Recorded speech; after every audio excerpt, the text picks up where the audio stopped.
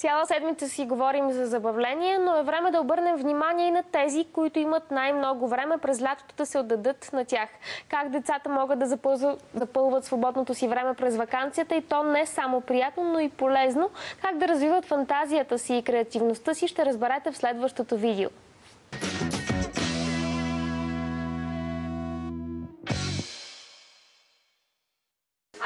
В седмицата на забавленията ви показахме как може да се забавляваме ние големите. Сега е ред на малките, разбира се.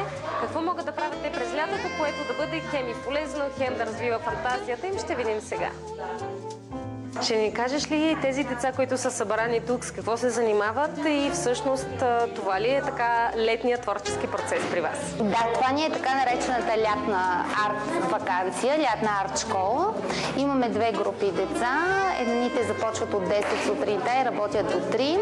Другите идват в един и работят до 6. Така двете групи се застъпват между 1 и 3. Това е времето, когато излизат навънка. В част от времето си навънка играят, в другата част от времето пробват да рисуват. Така, ние виждаме наистина творчески процес, който тече навсякъде, но според теб, но съвсем честно искам да ми отговориш, децата лятото могат ли да се задържат дълго време да правят нещо или все пак ги влече топлото време и игрите навън? Ами по принцип децата, които са дошли при нас, нали, общо взето, те имат нагласъка да правят нещата, които ние правим и това ги забавлява и съответно вниманието им може да бъде задържано за 5 часа. В смисъл, това им е приятно занимание. Ние не ги измъчваме, нали, да правят. Не, аз виждам усмихнати лица навсякъде, но въпрос е, дават им да правят нови неща, които не са правили до сега, за да им грабнете интереса, или? Ами в една голяма част от случаите са им нови неща. Да, те си избират какво искат да правят. Има 2-3 варианта, нали, дава им се опция да си изберат. Ето сега, примерно, тук зад нас се рисува върху стъкло. Нали, те правят стъклопис. Тези две момичета тук. Ами той изглежда много, много хубаво, обаче малко сложно. Всеки ли може да го прави според теб? Или на каква възраст горе-долу? На каква възраст са тези момичета? После ще ги питаме и тях. Значи те са 10-11 на 12. Да, ето тук имаме един младеж, дето прави кола. А добре, всъщност по предварително изготвен шаблон ли се рисува? Различно. Ето сега тук тя и той работят по предварителен шаблон, който са си харесали, а например тя си е направила проекта преди това сама, след това си го прехвърля вече върху стъкло.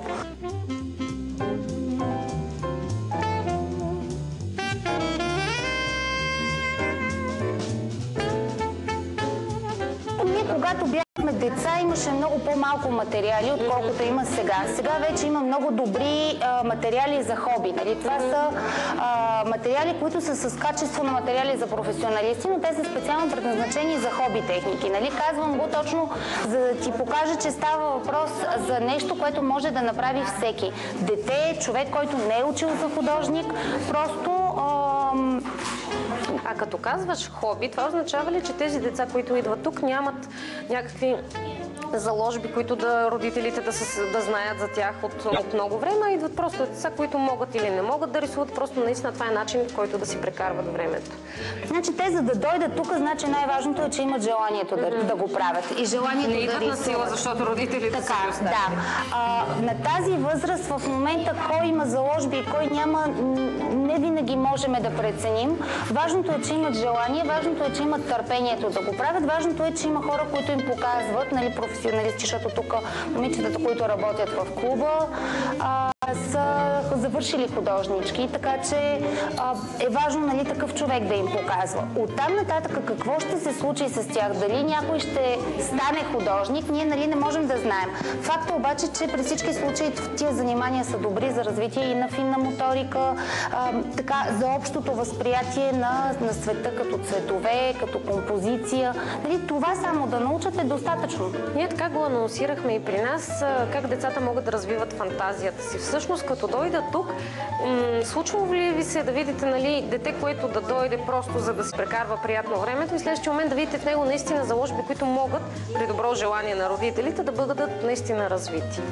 Ми случва се общо взето с почти всички от тях. В смисъл, те работят страшно добре и имат страхотно въображение въображение, наистина, ето сега, примерно, единия стъклопис, който виждате, нали, това е джели ли беше? Нали, това е джели, който е някакво вещество. Ана си го измислила сама, нарисувала си го и сега ще си го направи на стъкло. Това е абсолютно по нейна фантазия, даже не е и шаблон. Не. Ето тук сега, примерно, Асен пък си прави един рак, нали, който моделира. Той си е нарисувал също проект. Извинявай за въпроса, но какво го моделира? Моделира го с пясък и с лепило C200, нали, за да може да се получи такава твърда. Щях да те попитам, че прилича на глина, защото миналия път, нашите зрители, ако помнят, моделирахме различни неща от глина, но ето, примерно това нещо, аз не съм се сещала, че може да се моделира с пясък и лепило C200. И когато изсъхне, това става много твърдо, след това те си го отцветяват фона и става една много симпатична картина. А може ли от глина да бъде направен? Може. По принцип, лятото доста рядко работиме с тях с глина, защото ти помниш, че имаше време за съхнене, време за изпичане на нещата и това е, понеже има деца, които са при нас за една седмица, за 10 дена, има деца, които са за 2 дена, примерно. Така че няма как да, нали, ние избираме неща в зависимост от времето, което ще прекара, за да си го довършат. Това не знаех, че може с пясък и с C200 и всъщност в момента, в който той го направи, трябва колко време е изсъхнало? И до утре ще е изсъхнало. И може след да това се си го свети. отцветява, да. А не е ли чупливо все пак? Не, то става като камък, то просто става страшно твърдо. Ето му, обаче, примерно, за изработката на... Гледам той как работи в момента. С това раче си трябва търпение, трябва си прецизност. А когато ми кажеш деца и лято, аз си представям една енергия, преливаща от тях и едно тичане навън. Всъщност, наистина, някой ще каже, че само заради, примерно, материала, който снимаме, децата са седнали да мируват и да крутуват. Те са така, като излеземе навън, нали, си има време за тичане навън, за катерене по катерушките, имаме си федербал, имаме си различни такива от тези, една топка хвърляш и тя се залепва в една като ръкавица, нещо тип бейсбол, така че си имаме и занимание навън, федербал играеме. Ще ни кажеш ли тук какво се случва междувременно, докато ние си говорим, да знаем? Тук се прави една кукла. Тази кукла се прави топче ли е, да позная ли? Стереопорово топче за глава и саксия за тяло. Оттам с текстилна хартия се прави роклята, ръкави и става кукла. Много интересни неща има при вас. Ето сега ще ти покажа една кукла, която е направена от лъжица. Чакай малко първо да видим косата. Косата е направена от прежда. Да. Това е една червенокоса дама. Това е една идея за кукла. При нас има друга идея за кукла. Имаме пък една кукла, която е направена... Искам да позная. Това е не готварска лъжица, но нещо подобно. Точно готварска лъжичка, да. Лопатките, с които се бърка в тефлонов тиган. Значи, готварска лъжичка, прежда, топчета, хартия и това е. И си слагаме ръката отдолу и си играем с нея. Тя си носи букет, е получила, принцеса очевидно. Всъщност, и миналия път те питах, но все пак това важи и за сега. Нещата, които направят децата, могат да си ги вземат в къщи, да се похвалят на родителите или вече вкъщи могат да си направят сами нещо различно. Те си ги вземат в къщи. Да, една голяма част от тях са за подарък. Нали? Те си ги подаряват на родителите, на баби, на дядовци. Все пак мисля, че както миналия път си говорихме, един подарък, който е направен ръчно от детето, нали, мисля, че за всеки родител е много по-ценен от нещо друго. Аз обаче искам да покажа и тези бутилки зад мен, защото са изключително красиви. Те са подарък и двете. Те са планирани. Значи това е... бих я нарекла африканска бутилка. Да. Защото има всякакви животни. Това по чия идея е? Това си изцяло нейна идея, нали, Марти? Това е всичко, тя си го е измислила. Бутилката е страхотна и това е направено от дете на 7 или 8 години. На колко? На 7. Значи, искам да кажа на нашите зрители, че бутилката, освен че е направена от дете на 7 години, то е и по негова идея. Това, мисля, че е живото доказателство за колко креативни могат да бъдат децата.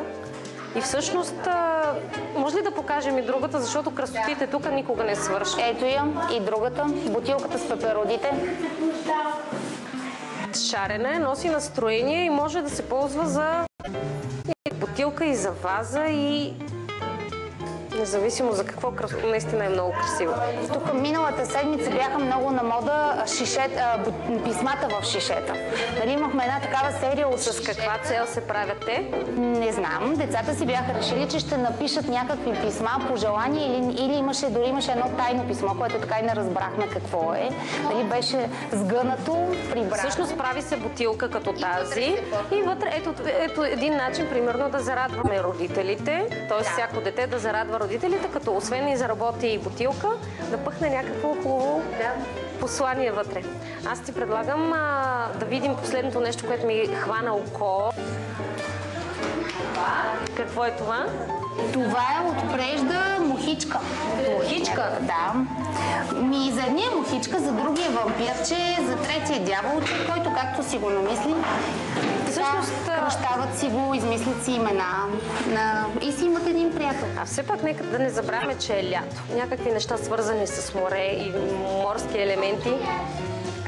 Можеш да видиш тук веднага тази рамка, която прави Симона, която е изцяло с мидички.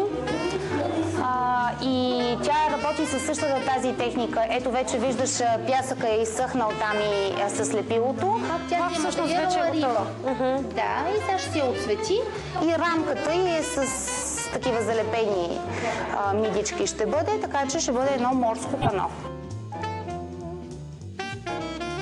Още за децата, лятото и идеи как да го прекарат забавно и приятно ще видите след рекламите. Останете с нас!